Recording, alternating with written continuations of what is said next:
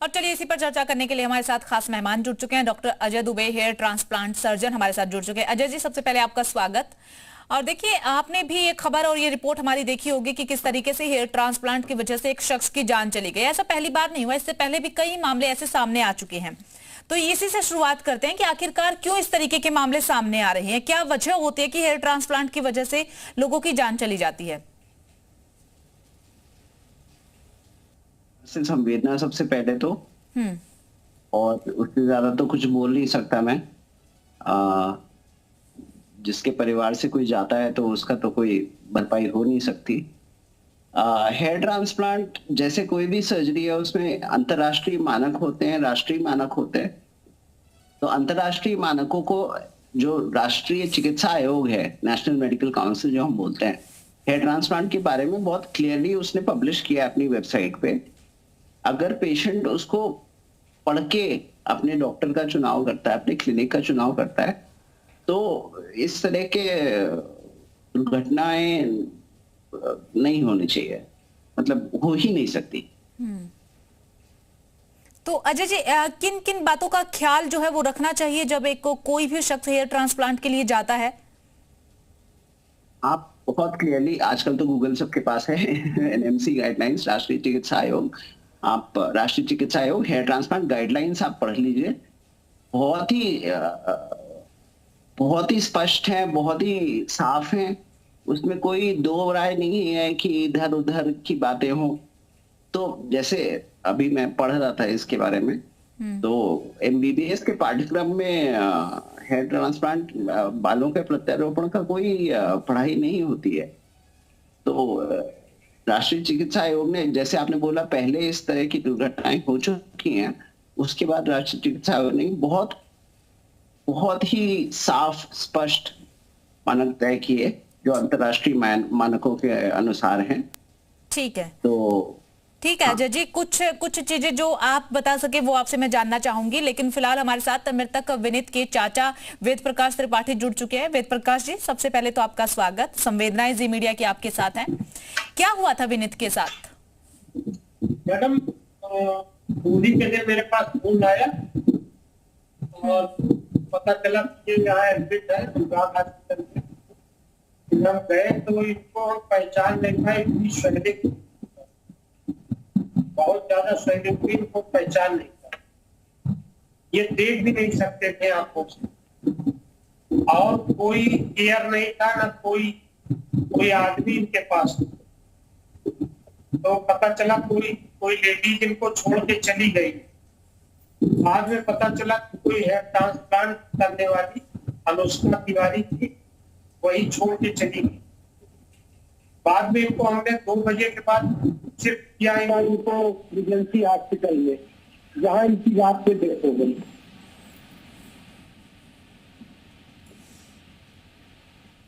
Hello, ठीक है वेद प्रकाश जी, एक चीज जानना चाहेंगे, जो आप स्वेलिंग का जिक्र कर रहे हैं, सूजन का जिक्र कर रहे हैं, क्या वो सिर्फ सिर पर थी या फिर पूरे शरीर में धीरे धीरे सूजन हो गई थी? पूरे सिर पे थी, आंखों से इनको दिखाई नहीं पड़ रहा था मैडम। इनको हम गए थे तो हमको पहचानी, हम ये ना पहचान पाए ना हम पहचान पाए इसकी पहले थी। बाद में हमने बताया तो इन्होंने प्रणाम किया, उसके बाद इनकी आवाज बंद हो गई तुरंत। फिर आईसीयू में शिफ्ट हो गए वहाँ अनुराग हॉस्पिटल में। कितने दिन पहले हेयर ट्रांसप्लांट करवाया था? ये क्लियर नहीं मैडम कितने दिन पहले, लेकिन रात में वो लेडीज जो है अनुष्का तिवारी, रात में इनको कई नर्सिंग होम लेके घूमी। लास्ट में होली के दिन इनको सुबह वही डाल के चली गई अनुराग हॉस्पिटल में। चलिए ठीक है, अजय जी का रुख करते हैं। अजय जी, देखिए, आपने सुना ना कि हेयर ट्रांसप्लांट करवाया और उसके बाद सूजन आ गई सिर पर और आंखों से दिखना बंद हो गया। इस तरीके के साइड इफेक्ट क्या हेयर ट्रांसप्लांट की वजह से होते हैं? नहीं होने नहीं चाहिए। बहुत मामूली सी सूजन आ सकती है, जैसे मेरी उंगली में मतलब उंगली दरवाजे में दब जाए तो वो एक मामूली सी सूजन आ सकती है। बट ऐसी सूजन इतनी आ जाए कि आंखों से दिखना बंद हो जाए, वो सामान्य नहीं है। तो क्या कारण रहे होंगे कि हेयर ट्रांसप्लांट करवाने के तुरंत बाद ही इस तरीके की घटना जो है वो हो गई विनीत के साथ? कोई बीमारी या फिर कुछ? मैं आपसे ये कहूंगा, क्योंकि न्यायाधीन है मामला, हम्म। तो मैं तो कुछ बोल नहीं सकता अभी फिलहाल, और सिर्फ संवेदना ही बता सकता हूँ। लेकिन जो भी हेयर ट्रांसप्लांट के बारे में सोच रहे हैं, क्योंकि हेयर ट्रांसप्लांट या जो हेयर लॉस है, या जिसको हम बॉल्डनेस बोलते हैं, जिसको हम ठेठ भाषा में गंजापन भी बोल देते हैं, तो वो बहुत संवेदनशील मामला है। उसका इलाज उसका इलाज ना करना भी बहुत मुश्किल परिस्थितियों में ला सकता है एक एक मरीज को, या जो जिसको हेयर लॉस हो रहा है। तो हेयर ट्रांसप्लांट में ऐसा कोई नुकसान नहीं है। जैसे मैं फिर दोहराऊंगा उस बात को कि एनएमसी गाइडलाइंस को अगर आप फॉलो करते हैं, राष्ट्रीय चिकित्सा आयोग जो अंतरराष्ट्रीय मानकों को उन्होंने एकदम कॉपी करा है, अगर आप उनके बारे में पढ़ के अपने क्लिनिक, अपने डॉक्टर के बारे में जाते हैं, तो हेयर ट्रांसप्लांट में ऐसा कोई खतरा नहीं होना चाहिए। ठीक है, ठीक है जी। और हाँ हाँ, रखिए अपनी बात रखिए। और दूसरी बात, जैसे मैं फिर से दोहराऊंगा, एनएमसी गाइडलाइंस, अगर राष्ट्रीय चिकित्सा आयोग की गाइडलाइंस गूगल पे बहुत आसानी से अवेलेबल हैं, तो अगर आप पढ़ते हैं उसके बारे में, तो एमबीबीएस के पाठ्यक्रम में हेयर ट्रांसप्लांट की कोई पढ़ाई नहीं होती। ठीक है, एक बार वेद प्रकाश जी का ही रुक कर लेते हैं। वेद प्रकाश जी, जैसा कि आपने कहा कि सिर में सूजन आ गई थी, आंखों से दिखना बंद हो गया था, क्या आपने जिस डॉक्टर से हेयर ट्रांसप्लांट विनीत ने करवाया था, उस डॉक्टर से बात करने की कोशिश की कि ऐसा क्यों हो रहा है, या फिर डॉक्टर बदल दिया था? जी मैडम, हम इतनी साइलेंट थी कि वो नहीं पहचान में आ रहे थे, आंखों से उनके दिखना बंद था, बहुत साइलेंट थी। और जब सुबह तक पोस्टमार्टम हो गया तो पुलिस हमको लेके गई यहीं पे जहाँ अनुष्का की क्लिनिक है, अनुष्का ने किया, तो उसका मोबाइल स्विच ऑफ था, उसकी क्लिनिक बंद थी। और काफी पुलिस वालों ने कई फोन मिलाए, एक पंक्ति के खिलाड़ी DSO है, उन्होंने कई फोन मिलाया दरोगा जी ने, और उसका फोन नहीं उठा। फिर बाद में एक नंबर से उठा भी, तो उसने कहा माउंट आप स्टेशन है, 10 दिन बाहर रहेंगे। तो डॉक्टर की तरफ से फोन नहीं उठाया गया? जी, उसी दिन अभी तक भी फिर कोई, हम लोग अभी तक भी क्या अभी कोई? तक हमारी हाँ। मुलाकात नहीं हुई है अभी तक उससे डॉक्टर से। लेकिन अब उसकी क्लिनिक पे जो बोर्ड लगा था इंपायर क्लिनिक का, उसकी हमने फोटो खींची थी जिस दिन गए थे।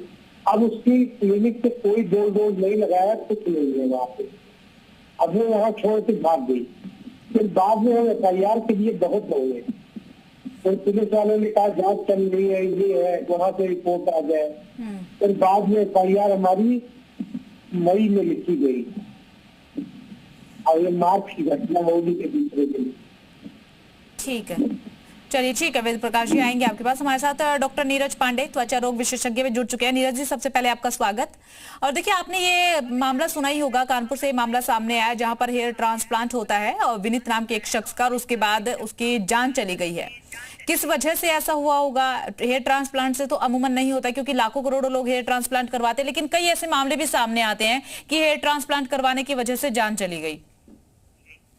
देखिए, इसमें दो चीजें हैं। आपने अपने पहले ही वक्तव्य में इसका उत्तर भी दे दिया कि हजारों करोड़ लोग कराते हैं, उनकी जान नहीं जाती। तो सबसे पहले यह जानना जरूरी है कि हेयर ट्रांसप्लांट कर कौन सकता है कानूनन तौर पे।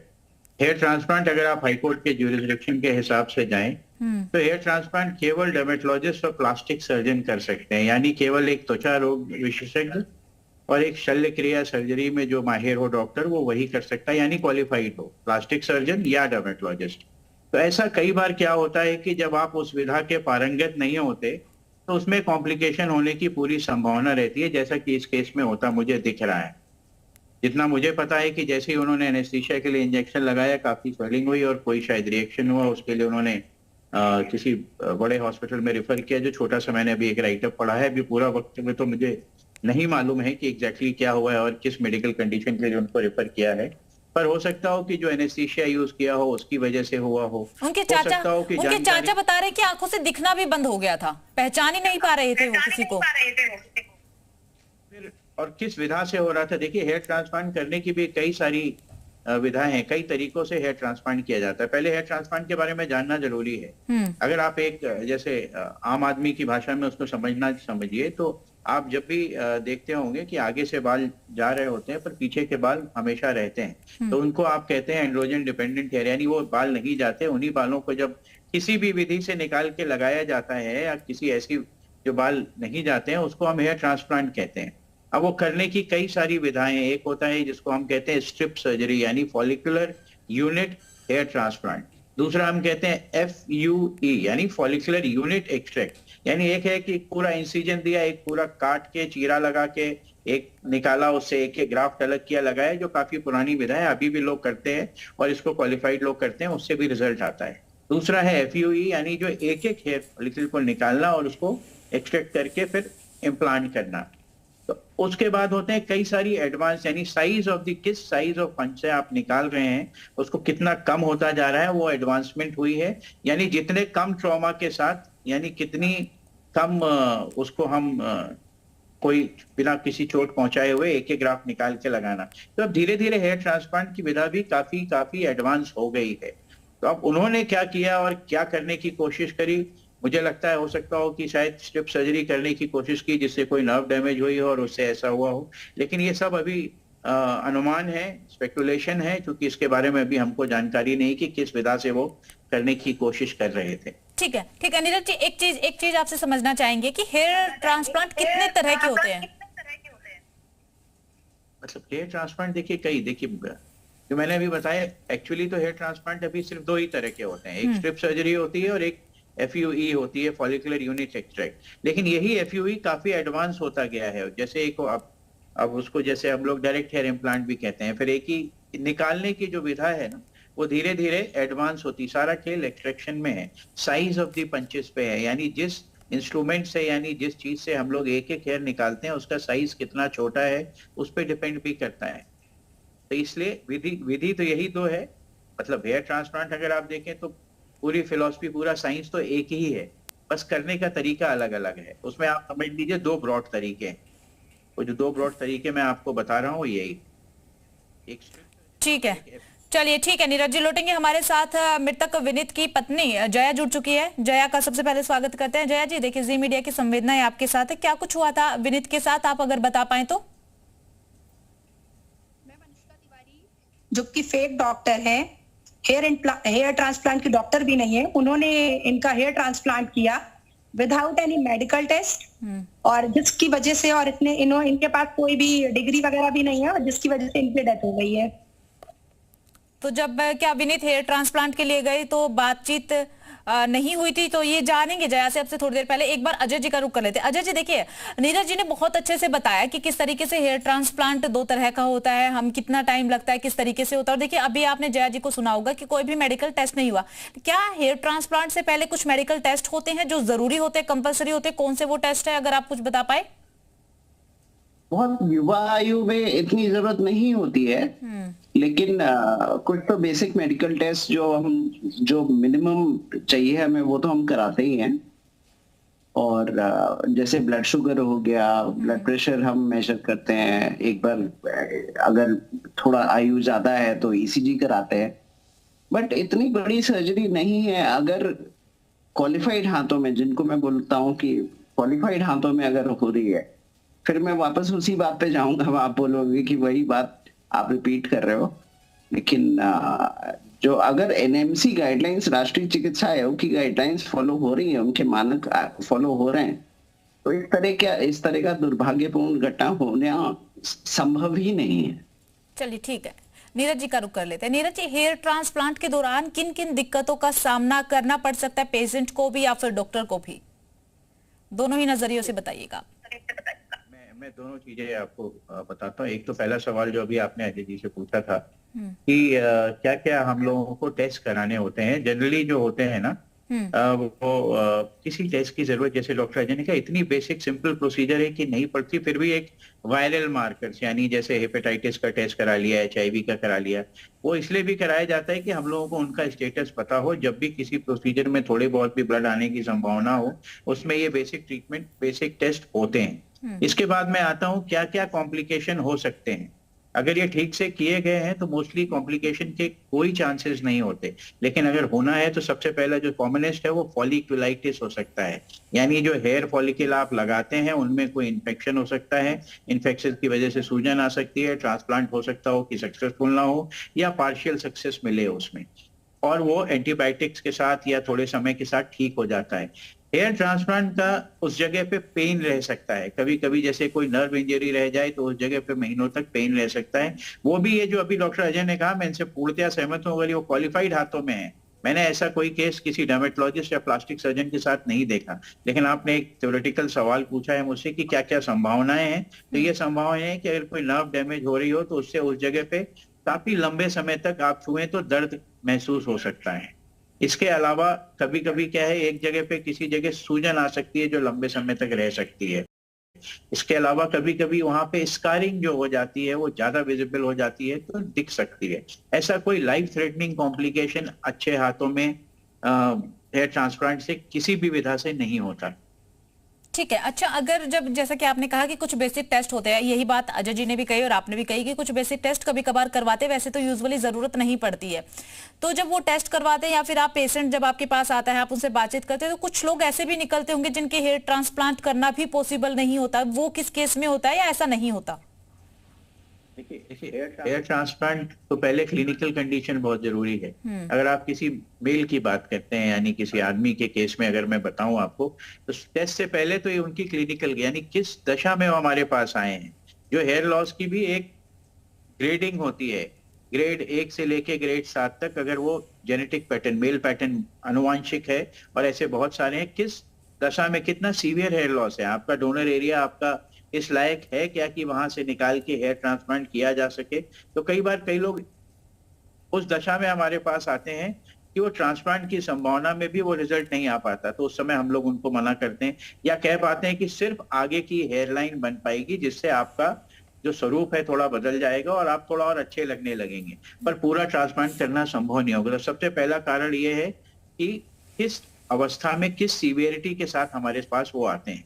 फिर दूसरा आता है कि बहुत सारे, अगर कोई जैसे वायरल मार्कर किसी के पॉजिटिव है, किसी को HIV है, किसी को हेपेटाइटिस है, किसी का आपका डायबिटीज बहुत बढ़ा हुआ है या कोई बहुत सीवियर इन्फेक्शन है, उस दशा में भी हम लोग ट्रांसप्लांट जनरली नहीं करना चाहते। इनको हम कॉन्ट्राइंडिकेशन फॉर द ट्रांसप्लांट कहते हैं। ठीक है नीरज जी, आएंगे। एक बार वेद प्रकाश का रुख कर लेते हैं। वेद प्रकाश जी, फिलहाल आपकी क्या मांग है और पुलिस की तरफ से क्या कुछ कहा जा रहा है? मेरे परिवार से लिख ली है मैडम। अब मांग यही है कि जांच होनी चाहिए और उनको सजा मिलनी चाहिए।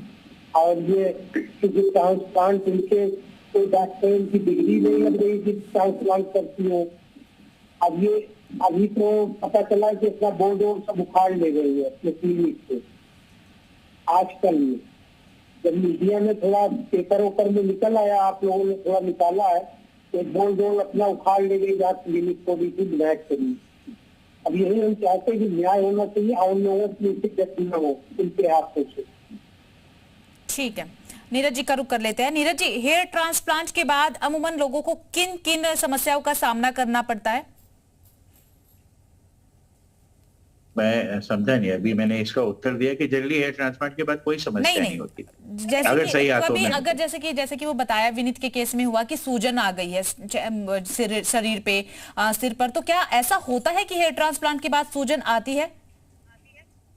तीसरे कभी कभी जैसे आगे की तरफ हल्की सूजन आ सकती है, 2 से 3 दिन में चली जाती है और नॉर्मल होती है वो। पर इमीडिएट ऐसा जैसा आप कह रहे हैं, इसमें कहीं ना कहीं जानकारी का अभाव होना है, यानी हेयर ट्रांसप्लांट के लिए वो पारंगत नहीं थे जो भी कर रहे थे। इसका मुझे ऐसा इन बातों से ही एहसास होता है। अगर आप मुझे इजाजत दें तो आपके माध्यम से एक अपील कर सकता हूँ, क्योंकि आपकी जो हमारे दर्शकगण हैं वो ये समझ सके कि भाई इसके लिए आगे के लिए ये जानना जरूरी है, परिवार के सदस्यों से भी और सबके लिए ये जरूरी इसलिए है ना कि जितने हमारे जहां भी हम लोगों को ये सुन रहे हो कि जो हेयर ट्रांसप्लांट की विधा है, कभी भी अगर हेयर ट्रांसप्लांट के लिए आप अपने लिए एक डिसाइड करते हैं या सोचते हैं, तो ये जरूर देखिए कि किससे करा रहे हैं, उसकी डिग्री जरूर देखिए कि क्या वो एक पढ़ा लिखा यानी क्वालिफाइड डर्मेटोलॉजिस्ट, त्वचा रोग विशेषज्ञ है या नहीं है, या एक शल्य क्रिया विशेषज्ञ यानी प्लास्टिक सर्जन है या नहीं है। इन 2 विधाओं के अलावा कानूनन कोई और हेयर ट्रांसप्लांट कर ही नहीं सकता। चलिए ठीक है अजय जी। नीरज जी, आप सभी का बहुत बहुत शुक्रिया हमारे साथ जुड़ने के लिए, बातचीत करने के लिए। तो देखिए, जब भी आप भी अगर कभी हेयर ट्रांसप्लांट करवाने जाते हैं तो उससे पहले वो गाइडलाइंस आप पढ़िए, तमाम चीजों का आप ध्यान रखिए और उसके बाद ये जरूर देखिए कि जिस डॉक्टर के पास आप जा रहे हैं उसके पास डिग्री है या नहीं है, उसके बाद ही आप हेयर ट्रांसप्लांट करवाए, वरना आपकी जान पर बन सकती है। यहाँ रुकेंगे।